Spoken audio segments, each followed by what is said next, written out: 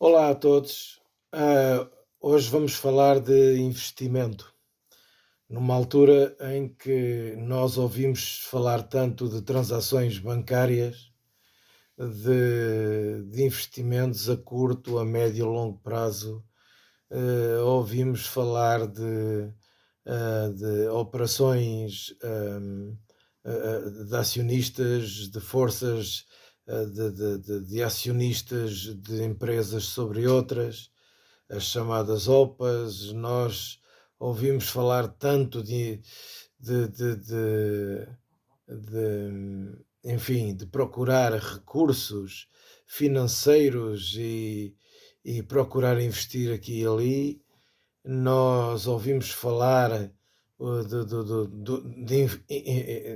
dentro das forças religiosas um investimento dentro do chamado Reino de Deus, enfim, trazendo os dízimos, trazendo ofertas, que a pessoa vai ser abençoada 100 vezes mais, etc, etc. Estou a falar de coisas nas quais eu já acreditei nelas, já as ensinei, algumas das coisas eu ensinei. E há muitos anos que eu já me retratei de algumas das coisas que eu próprio acreditei e ensinei também. Mas é como Paulo diz, nós vamos crescendo e aprendendo, e quanto mais eu procuro olhar para aquilo que Jesus ensinou, mais eu estou convicto de que há várias coisas que nós precisamos de deitar fora. Mas vamos falar de investimento. E eu gostaria que você tomasse atenção, porque nós estamos no estudo das parábolas, e ao falar de investimento, eu gostaria que você, ao ouvir isto, mesmo que não goste, mas que parece um pouco para pensar, o que é que você está a fazer com a sua vida como investimento? Porque, meu amigo, ah, desistir de investir é complicado, porque não semeando hoje, nós não colhemos amanhã. Agora, eu não estou a falar de dinheiro. Não, não, não, não estou a falar de dinheiro. Nós vamos falar sobre duas parábolas que estão no capítulo 13 de Mateus, versículo 44 em diante. E eu gostava que você tomasse nota, tomasse atenção. Se quiser, depois volta atrás no vídeo e ouça outra vez. E ouça. E se quiser questionar, questione. Se quiser pôr um gosto, ponha. Se quiser subscrever, subscreva. Mas ouça e medite um bocadinho. Hoje estava a falar com um colega meu de trabalho, e ele é um bom bocado mais novo. E eu estava-lhe a dizer que, de facto, o tempo, apesar de ter as 24 horas, mas nós sofremos uma pressão tal na vida que nós precisamos de ter algum cuidado, porque a pressão que é exercida sobre nós ah, é de tal forma que parece que as horas passam mais rápido. As horas, os dias, as semanas, não é? E os anos. E eu lembro-me tão bem, quando eu tinha 18 anos e fui tirar a carta de condução, e hoje tenho os 18 anos na mesma, só que tenho mais alguns em cima. Ora bem, isto para dizer o quê? Um dia nós vamos partir todos. E a questão aqui é que o que é a morte para mim, o que é a morte para si, enfim. Mas o que é a morte para Jesus e o que é que Jesus nos ensina a viver. Ora bem, estas parábolas, prestem atenção, estão dentro do contexto em que Jesus está sentado a falar para uma multidão, onde ele ensina sobre vários aspectos, vai buscar várias parábolas, incluindo a parábola do semeador, a parábola do trigo e do joio, do grão de mostarda, etc., para mostrar várias facetas de uma identidade que é o reino de Deus. Ele está a ensinar as parábolas e diz: o reino dos céus é semelhante a. E depois conta a história. Então, é importante você perceber que esta parábola está dentro deste contexto e de que Jesus está a ensinar sobre o reino. Jesus está a fazer uma demonstração do reino através de histórias. E eu não vou agora fazer uma recapitulação das outras parábolas, porque estão gravadas em vídeo e qualquer um de vocês pode ir assistir. Mas vamos agarrar nestas duas, lembrando daquilo que Jesus falou acerca do reino de Deus. O que é o reino de Deus? O reino de Deus não são igrejas, sejam elas católicas, evangélicas ou de outra religião qualquer, cristã ou não. O reino de Deus tem a ver com essência, tem a ver com caráter, tem a ver com o coração de Jesus. À medida que nós lemos os ensinamentos de Jesus, mais facilidade nós temos de poder discernir o que é o reino, porque o reino é de acordo com o rei. E o rei, obviamente, que manifesta, que se manifesta de si mesmo, e que ele ao ensinar estas histórias, a Jesus ao contar estas histórias, não são histórias para embalar, são histórias que demonstram uma identidade. Então o versículo 44 do capítulo 13 de Mateus diz assim: o reino dos céus é semelhante a um tesouro escondido num campo. Achando um homem, escondeu-o de novo. Então, em sua alegria, vendeu tudo o que tinha e comprou aquele campo. Então, este homem achou um tesouro. Achou. Ou porque andasse à procura, ou por casualidade, mas ele achou um tesouro.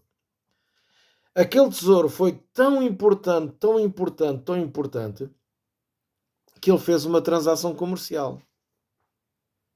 Não é? Ele vendeu tudo o que tinha, com o propósito de angariar dinheiro para poder comprar aquele campo. Porquê? Porque aquele campo tinha o quê? Aquele tesouro que ele tinha encontrado.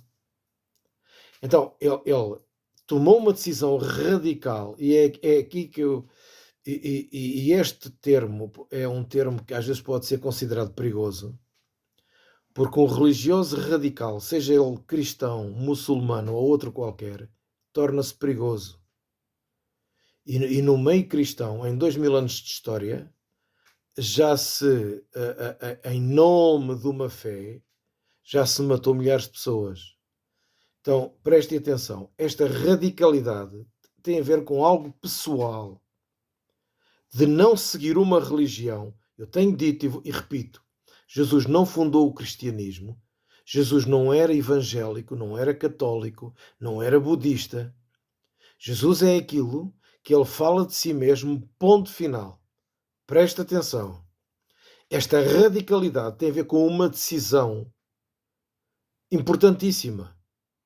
Este homem encontrou um tesouro, o campo não era dele, e ele percebeu que para ter aquele tesouro não ia saltar como um ladrão para roubar.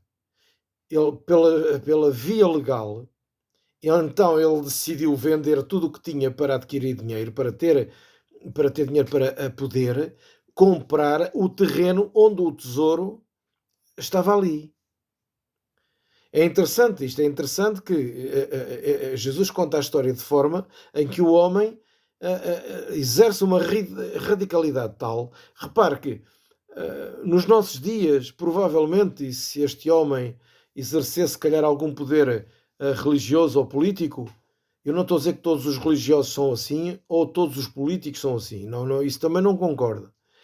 Mas se ele tivesse poder na mão, e infelizmente em muitas pessoas o poder corrompe, seja no meio religioso, seja no meio político, aquilo que eu quero dizer é que este homem, uma vez que encontrou aquele tesouro, ele podia pura e simplesmente ter pegado nele e não precisava de fazer esta transação. Mas o que Jesus salienta aqui é a firme decisão que este homem teve. Este homem tomou uma decisão radical. Ele troca tudo o que tinha vende tudo o que tinha para poder comprar este terreno e daí começar algo novo. Um terreno novo, um novo tesouro. Isto fala-nos de uma nova consciência. Jesus diz que o reino dos céus é semelhante a este homem. O reino dos céus é semelhante a decisões importantes nossas, em que, repito, não tem a ver com religião, de seguir uma religião, de seguir um enclausuramento, de seguir, enfim, e quem segue nós temos que respeitar.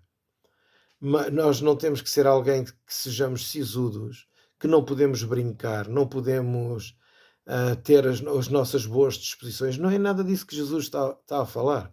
Não isto não, repito, não nos esqueçamos que isto está dentro do contexto de tudo aquilo que Jesus ensinou. Quando ele está à beira do mar da Galileia e está a ensinar aquela multidão acerca do que é o reino dos céus. Muito bem. Então, esta radicalidade, é algo que mexe connosco. Não estou a falar de uma vida puritana, não estou a falar de uma vida de seguir extremismos religiosos. Estou a falar de algo que, se eu me lembrar daquilo que Jesus ensinou acerca do reino, então eu decido ir por aí. Não é aquilo que eu ouço no meio religioso. Porque há coisas que eu ouço no meio religioso que são importantes, são saudáveis e são boas.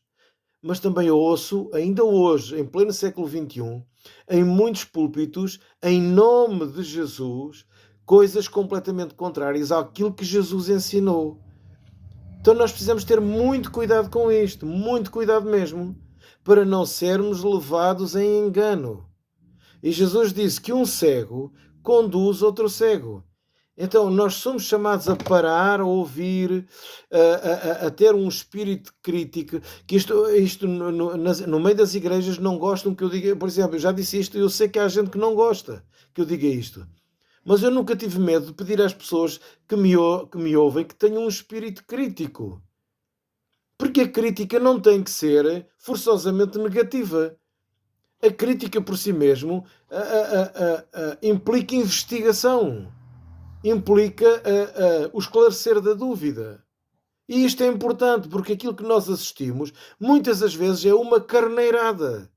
Alguém está a falar e quem está a ouvir abana com a cabeça, diz que amém e sim e por aí fora e por aí diante. E nem sequer percebe o que é que está a ouvir. Nem sequer percebe.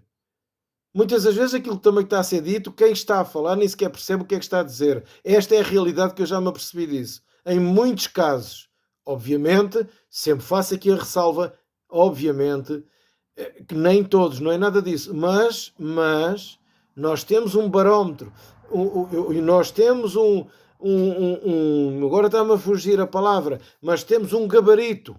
E o gabarito é aquilo que Jesus nos ensina. Ponto. O que passa daí não aproveite. Porque você é discípulo de Jesus, não é discípulo do A, do B e do C. Se quer ser discípulo de Jesus, ouça Jesus. Ponto final. Então, esta decisão radical é individual. É eu decidir seguir a Cristo. E eu decidi seguir a Cristo é decidir seguir o amor em primeiro lugar, onde também sigo a vida, sigo a paz, sigo a alegria, mesmo no meio das tristezas, mesmo no meio dos problemas, mesmo quando eu me sinto completamente perdido, mesmo quando eu me sinto em depressão, mesmo quando eu parece que está tudo a acabar. É aí que nós experimentamos a presença de Deus, porque quando tudo está mal, a malta pergunta, então onde é que está Deus? Deus está exatamente onde eu estou. Está no meio da depressão, está no meio da angústia. Deus não volta às costas. Agora, Deus não provoca em nós ataques de magia. E é mesmo de propósito estes nomes que eu estou a aplicar. Ataques de magia. Para quê? Para que não sejamos sempre meninos inconstantes. Estamos sempre à espera do afago, estamos sempre à espera do miminho, Todos nós gostamos de miminhos, mas nós somos chamados a viver pela fé. E viver pela fé é aquilo que Abacuque disse. Ainda que o fruto da árvore não apareça. Quer dizer, aquilo que ele estava a dizer, que mesmo que não haja a prosperidade financeira, mesmo que não haja aquilo que nós apalpamos de benéfico a acontecer na nossa vida, ainda assim nós nos alegramos em Deus. Porque Jesus disse, está dito e ponto final. E muita atenção, parênteses. Muitas das vezes é ensinado o que Isaías ensinou: se quiseres e ouvires, comereis o bem desta terra. E isto é uma forma condicional de ensinar o Evangelho. É verdade que Isaías disse isto dentro de um contexto para o povo do Velho Testamento. Mas vem Jesus e diz que no mundo tereis aflições. Então nós precisamos de parar de enganar o povo. No mundo tereis aflições. Os cristãos, logo no primeiro século, no segundo e no terceiro, foram perseguidos, foram mortos, caçados, até aos dias de hoje. Nós hoje temos países onde ainda cristãos são sacrificados, cujas vidas são sacrificadas de uma forma atroz, porque são cristãos. Então vamos aqui parar um bocadinho. Quando Jesus diz que o sol vem sobre os justos e os injustos, a bênção vem sobre os justos e os injustos, os problemas vêm sobre os justos e os injustos. Até onde é que fica, por exemplo, a posição de Isaías? Onde é que fica Deuteronômio 28? Então nós não podemos misturar tudo no mesmo saco. Não podemos. Você não pode querer ensinar Jesus e o Novo Testamento misturando coisas do Velho Testamento que já não faz sentido. Se ler a Epístola aos Hebreus com atenção, você vai descobrir que isso está completamente errado. Então, o reino dos céus é exatamente as decisões que nós precisamos de fazer a nível individual. E isso vai ter efeitos na nossa vida e, obviamente, na vida de quem nos rodeia. Muito bem. Então, continuando, o versículo 45 diz assim: da mesma forma, o reino dos céus é semelhante a um comerciante que busca boas pérolas. Este comerciante, ele o trabalho dele já era este, já era procurar boas pérolas. Ele já comercializava, ele já comprava e vendia. E o versículo 46 diz: tendo encontrado uma pérola de grande valor, foi, vendeu tudo o que tinha e a comprou. Repara, então, nós estamos aqui a falar de mais uma transação comercial. Ilustrada. Isto é uma ilustração dada por Jesus. Este homem comerciava boas pérolas, encontrou uma de grande valor. Ele vendeu tudo o que tinha para a comprar. São decisões de investimento. Só que nós não estamos a falar de dinheiro. Jesus está a falar do reino dos céus. O que Jesus está a dizer é que nós devemos investir tudo, a nossa vida toda, no reino dos céus. E você diz: então, mas o que é o reino dos céus? Ora, aí está. Você pode ler Marcos 4, Mateus 13, e lá está exemplificado de várias formas o que é que Jesus quer dizer com o reino dos céus. Mas é muito simples, é muito simples. Você vai a Mateus, no Sermão da Montanha, você se apercebe do que é o reino dos céus. Você vá a qualquer parábola de Jesus, ali está o reino dos céus. O que Jesus está a dizer é que larga tudo o que tens dentro de ti para absorver o que eu tenho para te dar. E isto que não é perca. Jesus não nos está a roubar a nossa personalidade. Jesus não nos está a desviar da essência da nossa personalidade. Pelo contrário. O que Jesus está a dizer é: nasce de novo. Nascer de novo não é começar a frequentar uma igreja. Nascer de novo é um despertar de uma nova consciência. Numa nova consciência. Se preferir este termo, eu vou-lhe dizer: numa nova filosofia de vida. Em que eu aceito aquilo que Jesus me ensina. Eu não posso dizer que sou cristão porque vou a Fátima. Eu não posso dizer que sou cristão porque vou ao culto ao domingo. Eu sou cristão como antigamente as pessoas começaram a ser reconhecidas como cristãos porque ouviam e praticavam o que Jesus ensinava. Ponto. Não tem a ver com rituais. Não tem a ver com... estava a faltar agora o termo, mas com práticas religiosas dentro de cada denominação. Não tem a ver com isso. Não tem a ver com Santa Ceia, não tem a ver com batismo, tem a ver com o abraçar e o procurar ir vivendo, crescendo, porque é assim que funciona, aquilo que Jesus passou para nós. Aquilo que Jesus passou para nós. Na vida há tempo para tudo. Há tempo para brincar, há tempo para rir, há tempo para chorar, há tempo para levar as coisas a sério. E nós somos confrontados diariamente com aquilo que nos rodeia e com as nossas convicções daquilo que Jesus passou para nós. E depois a opção é nossa. Repito, somos confrontados diariamente com aquilo que nos rodeia e aquilo que Jesus passou para nós. E a decisão é nossa. Entre a mentira e a verdade. Entre a injustiça. Entre enfim, uma série de situações.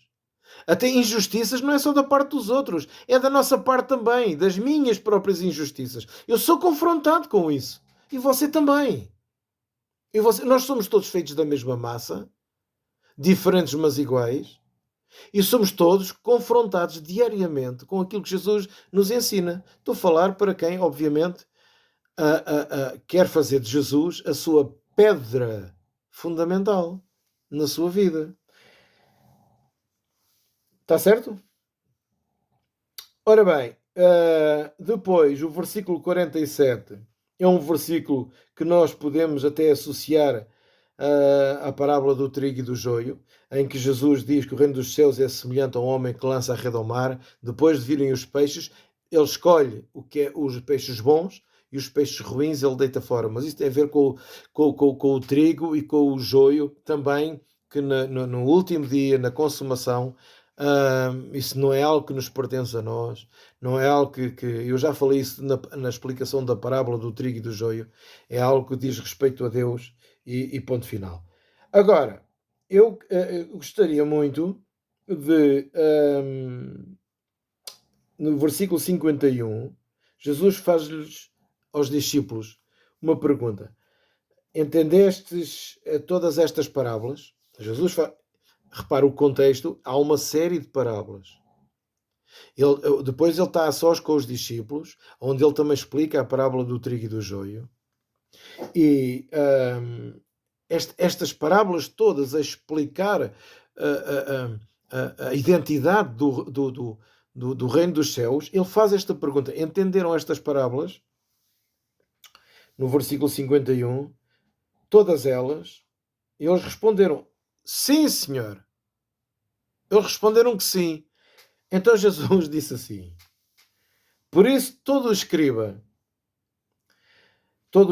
instruído, o escriba é o teólogo, o escriba é uma linguagem em que eles estavam familiarizados, porque naquela altura os escribas eram os copistas, aqueles homens que transcreviam documentos, tudo à mão, e estamos a falar das escrituras das quais nós temos acesso.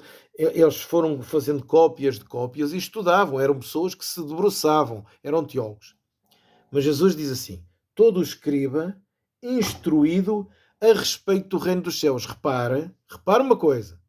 Jesus não está a dizer assim, escriba instruído acerca da lei. Porque isso eram os outros. Aqueles com os quais Jesus e os discípulos conviviam diariamente. Jesus está a dizer escribas, teólogos, gente que se quer debruçar sobre o reino. E a palavra instruído, aqui aplicada, é a palavra mateteo. Esta palavra é alguém que é discípulo e discipulador. É alguém que não está estagnado. É alguém que tem sobre ele alguma autoridade espiritual. Não é dada por homem nenhum. É investimento de Deus na vida daquele homem. É Jesus a dizer, toda a pessoa que se debruça sobre o reino dos céus, que é discípulo e discipuladora, porque ao fim e ao cabo foi isso que Jesus nos mandou fazer. Capítulo 28, Jesus diz, nas últimas instruções, mandou os discípulos ir, e foi difícil eles irem. Foi preciso perseguição. Mas mandou eles ir, ensinando a guardar todas as coisas que ele, Jesus, tinha dado. E esta forma era uma forma de fazer discípulos, é passar o que Jesus tinha dito. Não é passar aquilo que nós achamos, é o que Jesus ensinou. Ora bem, e é o que Jesus está a falar. Esta pessoa instruída, esta instrução, fala de alguém capacitado para discipular, ao mesmo tempo que é discípulo, porque isto é muito importante. Alguém que pode ensinar, mas não deixa de ter coração de aluno. Alguém que possa ensinar e não deixa de ter coração de aluno.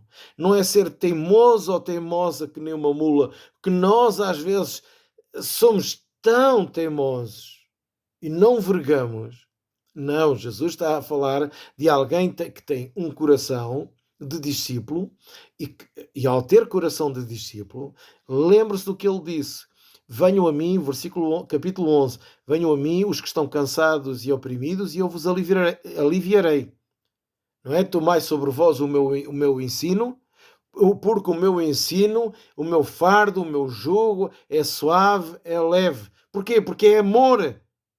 E embora se fale muito de amor, é incompreensível como é que, falando de amor e de graça, imediatamente se coloca pesos de medo sobre as pessoas e de tal forma ameaçando-as com o inferno e por fora e por adiante. Não, Jesus disse não. Porque o amor não nos dá uma libertinagem, o amor nos dá uma liberdade que nos traz paz. E é este amor incompreensivelmente, muitas das vezes ao nosso entendimento, que nos ajuda depois a escolher o certo do errado e a fazer escolhas. A sermos radicais como estes homens, como estes comerciantes, que venderam tudo o que tinha para adquirir aquilo que era precioso. E Jesus diz que estes homens, e ele diz lá no capítulo 11, aprendam de mim que eu sou humilde de coração. Como é que nós podemos querer ensinar sem humildade? Sem humildade, nós não medimos o que nos sai da boca. Nós não medimos. E não estou a falar apenas de falhas com as quais nós precisamos de lidar com elas, sim. Estou a falar de ensinarmos em nome de Jesus coisas que não têm nada a ver com Jesus, que são bolos estragados. São bolos que aparentemente por fora são bonitos, mas por dentro são envenenados, porque no fundo trazem medo ao coração das pessoas, trazem temor. Não é aquele temor de Deus que não tem nada a ver com medo, mas tem a ver com um profundo apego, com um profundo amor. E este amor não é um amor de religião, é um amor de misericórdia, de graça. Por isso, conforme recebemos de graça devemos dar. E assim conforme Deus nos trata, nós devemos tratar os outros. Ponto. A não ser que os outros não queiram. Agora, nós precisamos de perceber o que é que Jesus está aqui a dizer. Este homem instruído, este discípulo com o coração humilde, com capacidade para aprender e para ensinar, diz que é semelhante a um pai de família. E atenção que um pai de família naquela altura é como alguém que tem bastante autoridade, é um ancião, é alguém que se ouvia bastante e que diz que do seu tesouro, o versículo 52, do seu tesouro, ele tira coisas novas e coisas velhas. E este tirar é um tirar de repulsa. Este tirar não é um tirar de leve, não, é tirar, pode até ser de uma forma mais delicada, mas é a rejeição daquilo que seja novo ou seja velho, mas que atrapalha o coração, que atrapalha o desenvolvimento. Você repara que desde o princípio, neste contexto, Jesus sempre falou de que o nosso coração é que era o nosso tesouro. É onde está o nosso tesouro. O tesouro é o reino dos céus. E Jesus está aqui a dizer, alguém que seja humilde, que tenha esta capacidade de aprender e ensinar, mas ter continuamente um coração de aluno, esta pessoa consegue tirar do seu coração, que é onde está o seu tesouro, as coisas velhas e novas, cá para fora. Ele tira cá para fora. Ele tem o tesouro, ele adquiriu o tesouro, e dentro do tesouro, ele vai tirar aquilo que não presta, seja novo ou velho, para que o tesouro possa brilhar cada vez mais. Eu não sei se alguma vez você ouviu isto desta forma ou não. E agora aquilo que eu quero dizer é que, sim, esta palavra tirar é uma palavra mesmo de retirar. E nós, ao sermos confrontados diariamente, nós somos convidados a investir no reino, tirando, ir retirando, dia após dia. Aquilo, sendo novo ou sendo velho, mas que atrapalha a, a, este tesouro que está no nosso coração. Para que nós possamos ter continuidade no aprendizado, na aprendizagem e no ensino, nós precisamos de facto de ir retirando aquilo que atrapalha a manifestação do tal reino dos céus, desta identificação, desta identidade com o coração de Jesus. Tudo aquilo que atrapalha. O que é que você está a ouvir e que pode atrapalhar? Você pega nas parábolas de Jesus e aprofunda um bocadinho. Aquilo que você está a ouvir bate certo com aquilo que Jesus ensinou. Ai, mas Paulo disse, Pedro disse, o pastor disse, o Velho Testamento diz. Eu pergunto, o que é que Jesus diz? Esta é a minha pergunta. Porque para ser discípulo de Jesus, eu tenho que seguir a Jesus. Seguir a Jesus nunca me foi pedido a mim para ser um acólito religioso. Nunca foi-me pedido isso. O que Jesus me pediu foi que eu aprendesse e mantivesse um coração de aluno para que pudesse ensinar. E na medida em que eu vou sendo confrontado diariamente, eu vou vendendo o que tenho para poder comprar, para decidindo seguir o reino dos céus. Não é a glória do homem, não é a vaidade dos dias de hoje. Há tanta vaidade, tanta vaidade.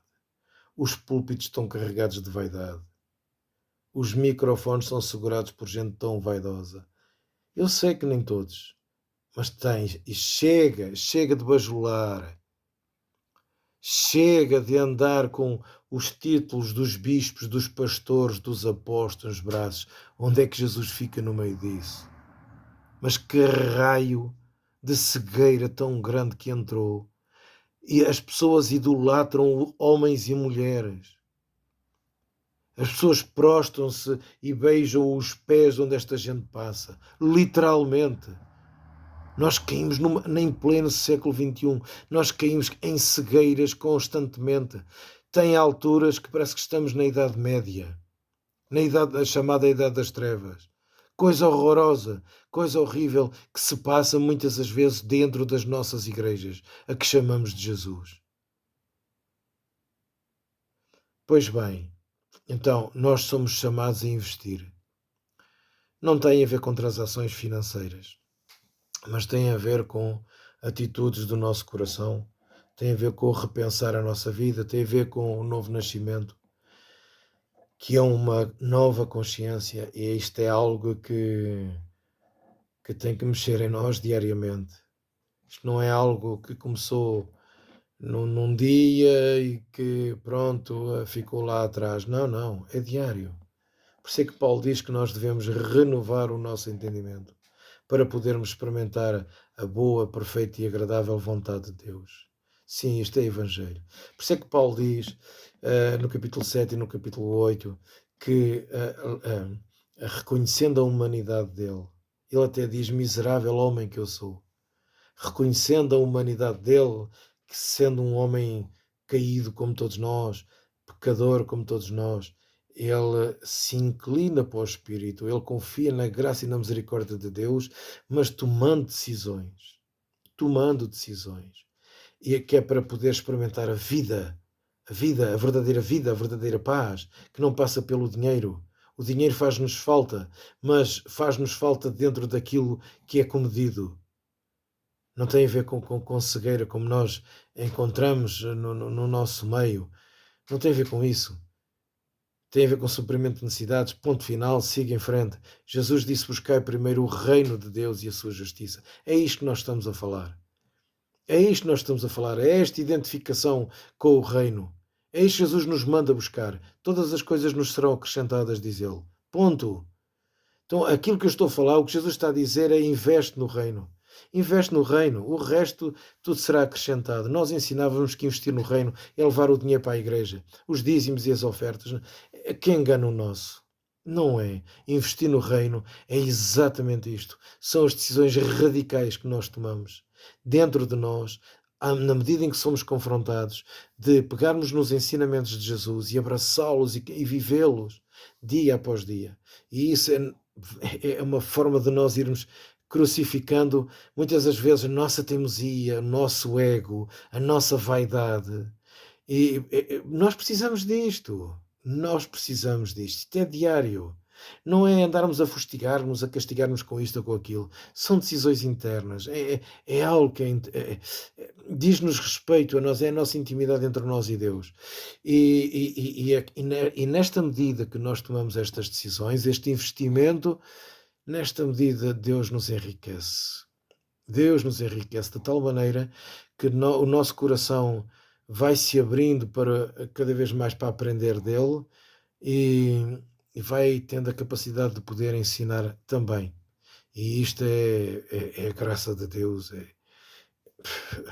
é a bênção de Deus a fluir.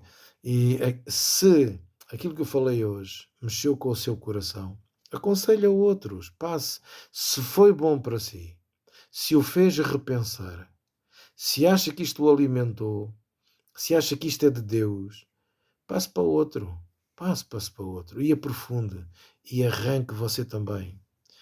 Um grande abraço a todos. E vamos continuar nesta viagem que eu falei desde o princípio, caminhando, passeando pelas parábolas. Um grande abraço a todos.